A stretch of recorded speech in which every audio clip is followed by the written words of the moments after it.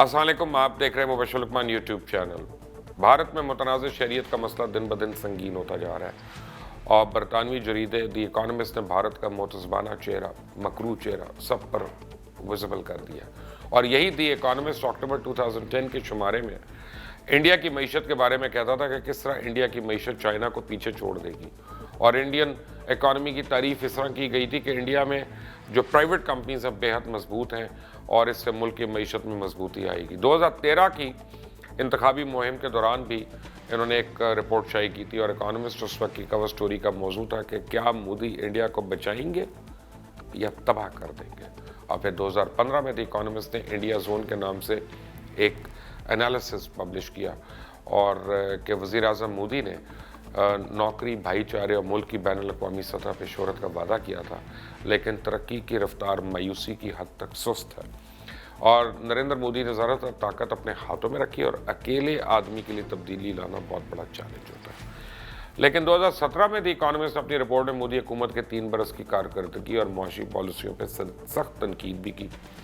अब 2020 की रिपोर्ट में कहा गया कि नरेंद्र मोदी सबसे बड़ी जमहूरियत को नाकाबिल तलाफी नुकसान पहुँचा रहे हैं। मोदी सरकार की पॉलिसीज़ भारत में अदम इस्तेहकाम का बाइस है और ज़हर कातिल साबित हो रही हैं।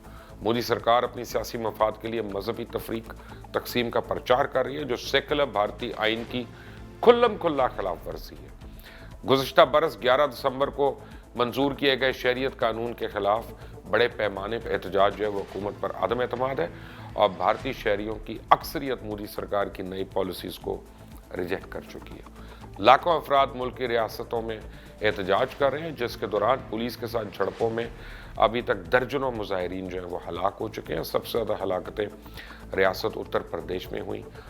आपने अगर अभी तक इस चैनल को सब्सक्राइब नहीं किया तो प्लीज़ कर लें और बेल आइकॉन को ज़रूर प्रेस करिएगा। इस वक्त तो हालात ये हैं कि भारतीय रियासत मध्य प्रदेश में हुक्मरान जमात भारतीय जनता पार्टी की अक़लियती विंग के तकरीबन 76 अरकान ने शहरियत तरमीमी एक्ट पर पार्टी पॉलिसी की वजह से रिज़ाइन कर दिया और इनमें कुछ अरकान ने गुज़िश्ता हफ्ते इस्तीफ़ा दिया था, लेकिन अब यह तादाद बढ़ती जा रही है।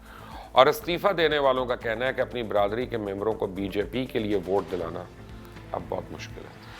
हम इनको राज़ी करने के लिए सब कुछ करते हैं, लेकिन अगर बीजेपी इसी तरह मुतनाज़ और अमूर छेड़ती रही तो ये हमारे लिए मुश्किल नहीं नामुमकिन हो जाएगा। बीजेपी से इस्तीफ़ा देने वाले ज़्यादातर अफराद जो हैं वो महव, खर, गोन और देवदास के इलाकों से के ओहदेदार थे और भारत में बेरोज़गारी सबसे बड़ा मसला है।